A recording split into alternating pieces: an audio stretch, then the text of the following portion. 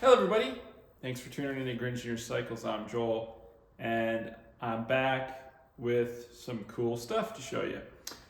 I have a problem, and that is that I have a ton of bikes. Most of them are in the project status, and then I keep finding more cool bikes that I want to add to my collection. I imagine I'm not the only person with this problem. So I want to show off two new bikes that I've picked up, and I'm gonna fit into my collection, which means I'm gonna have to get rid of some bikes because we're at a one in, one out stage right now with the collection. And over the years, my vision for my collection has changed, and so there is a lot of bikes that I'm ready to get rid of, and there's a lot of bikes that I'm ready to add. And so behind me is one that I'm looking forward to add. This is a Croll. Walter Croll was a Minneapolis, Minnesota based builder from the late 80s until about 96. This is probably a 94, 95, 96, somewhere in there. Now, if you've a regular channel, you'll know that I worked on a customer's red Croll. I rebuilt their suspension fork, and I was like, man, that is a sweet bike. I would love to find one for myself. And this popped up on the local trading post 2-3 days ago, and a acquaintance friend had it, and A, I wanted it because it was a Croll. B, I love the paint job. It's steel, and blue is my favorite color, so this is even better than the red version. Now, it doesn't have the paint match fork. That was one of the cool features about the red one, and there is another blue one online that has a paint match fork. But not gonna let that bother me. I'm going to remove this RockShox fork and probably put a Manitou on, or something real crazy. But I'm a big fan of the Manitou forks. I think they would look good. Obviously, well, in my opinion, the anodized blue Manitou probably wouldn't look that good with the blue paint. So I'm leaning towards maybe this gray Manitou. I think that could look good with the blue and not clash, and yet still be a cool Manitou. So that's one option. But let me give you a closer tour of this frame. It's got some cool features. Here it is. So you can see the cool, like, striped fade black to blue paint job that he was known for. Same style of paint job was used on the red one that was in the shop that I rebuilt the fork. So one of the reasons I'm dating it to, mid to early 90s is set up for Canties. Obviously, we got the cable stop arch. Made out of Reynolds 531. Now, the Croll name continued after 96. It was sold, owned by a different person, before I think it came to an end in the early 2000s. But based on what I could read online and just the design of the frame, I'm putting this one as 94 to 96. Breezer dropouts with the kind of the right style, which I always really like. I love the signature decal. That's a cool feature. Made in the USA. So yeah, a little bit of use, cable rub, but nothing crazy, no dents. That paint job is so cool. So this is gonna get built up hopefully this year. The plan is to crush all the projects this year. And that leads to a piece of shop news that I should talk about quick. Yes, so there are some changes happening here at the shop. All good.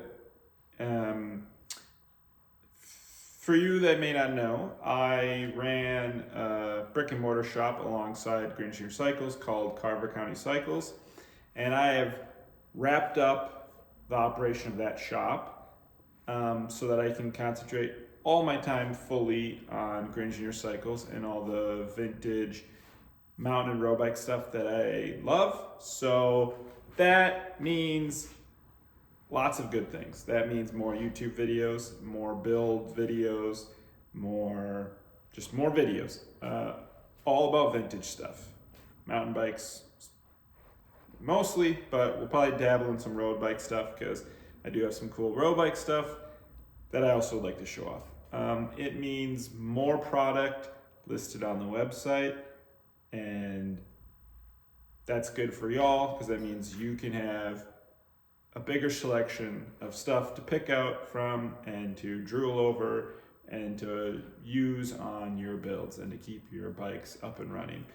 So very exciting. With that has come a change of shop. So this is probably one of the last videos that'll be taking place in my old Watertown, Minnesota building. So we'll be moving into a temporary workspace for the next few months before moving into a new permanent workspace. I'm looking forward to doing a big video series of building out the new shop. This was my second shop build out.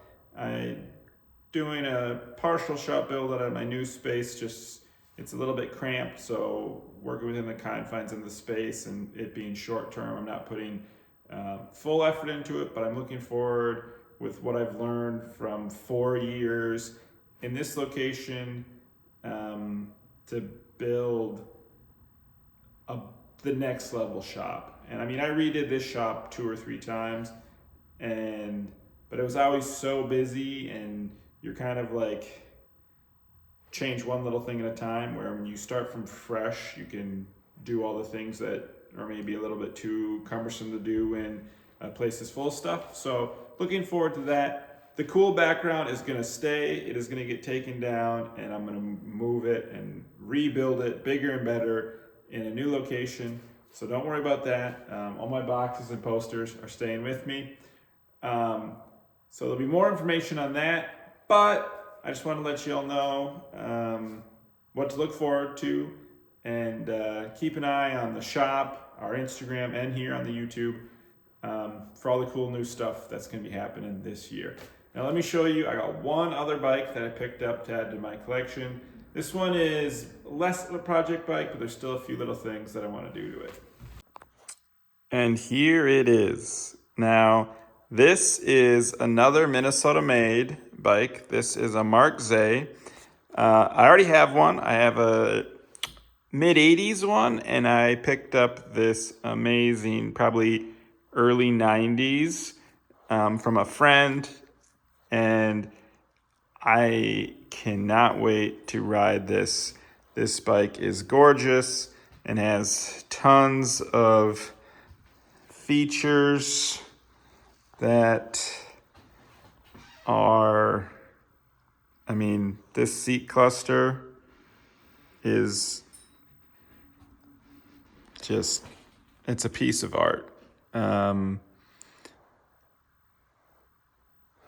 Yeah, so this, we got a round tube that squishes down into the seat cluster, and then the seat tube does the reverse. It goes to gets flat going into the bottom bracket junction, and lugs up here on the head tube. Yeah, I mean, it's just cool. Now it's been redone. It's been powder coated by my buddy who I got it from. and I'm excited to ride this one. And this is kind of now, you'll kind of see where the collection is going, to smaller made, handmade bikes. And especially lately, I've been trying to get like as many Minnesota made bikes. You know, born here, lived a lot of my life here in Minnesota, and it's cool to find these smaller builders and to get one of their bikes. So this bike would have been made in Excelsior, Minnesota, which is 15 miles from here. So super close. And so yeah, I have the Mark Zeh here, and I have my brown splatter 80s Mark Zeh. The Croll I just showed you. I have an American, which would have been made up in St. Cloud. That's an aluminum bike. I've showed a few of those on here on the channel. And then I have a Wimmer, which would have been made in Minneapolis or St. Paul. And I don't think I've shown that one on here. It's early 80s. It's NOS, new old stock. It just needs to be built, and it has some features on it that are make it a special build. So I just haven't got that far yet. But this is the newest complete bike to the collection. I do plan on doing some changes. I'm going to go back to cantilever brakes just so that I can use all the, the seat cluster and the guides as they were meant to be. I'll go back to running a front derailleur. I'll probably gonna switch it to XT M900 because that'd be more era correct. I mean, I do like the functionality of the M950, but I think it needs 900 on it. Has a really cool interlocking seat post also. So that's cool. And obviously the wrinkle cage. So yeah, thinking XTR M900 and then some different wheels to go along with that. That's maybe the plan, or keep it the way it is and just put a front derailleur on it. So not sure what I'm going to do exactly, but I'm going to keep it the way it is so I can ride it until I get some more projects done before I dive into this. But this is the newest addition to the collection. So that's the two new bikes to the collection. I'm not sure what I'm going to cut yet, but I've kind of taken my collection and separated it in half. And so on one side of the bikes that I'm willing to get rid of, and on the other side of the bikes that I'm not going to get rid of. So let me show you that quick and point out the two that I'll be getting rid of, and maybe some other bikes that I'm looking to get rid of, and a quick show you what's in the collection. And then once it's nicer out, I'll pull them all out and do a big, I don't think I've done a full collection video for like 2 years. So lots of things have changed, lots of additions, lots of things have left. So it'll be fun to do, but let's go give a quick little walkthrough what's in and what's leaving. Okay, this is where the bike collection lives. So this side is the bikes that I'm for sure keeping. So we have my 86 Schwinn High Sierra, my Thai Indy Fab, so it's Thai Deluxe. That is like my gravel bike, that's the bike I ride the most. There's the Wicked Fat Chance, my giant ATX 770, Barracuda A2V. Now I'm gonna sell the Ross. It's too big for me, so that one's hitting the chopping block. But I may actually use the gold wheels on a project, which might make it hard to sell, but I really like the gold wheels, and I might put them on the Raleigh Trail Rider, which I have Pro Class wheels on right now, but I'm kind of eyeing up them gold wheels going, ooh. Keeping the Alpine Star Omega. I'm going to sell the Gary Fisher Monterre. Sorry about the lighting down here. The Kirk, honestly, it's like too futuristic for me. So it's probably going to go on the chopping block. Keeping the Dean. I really love that bike. Obviously, keeping my clunker, keeping the Raleigh Trail Rider. This is a dirt bike. It's actually the brand before Alpine Star. It's in really mint condition, but I bought it to take the group set off. So that's just a parts bike that's stashed down here. It's a Schwinn 50th. It's a Schwinn Paramount. That's to be sold. Stump jumpers to be sold. That wasn't actually part of the collection. It's just stashed down here. The Trek, which I always hung in my office. It's had a few new additions to it, but that one I'm keeping.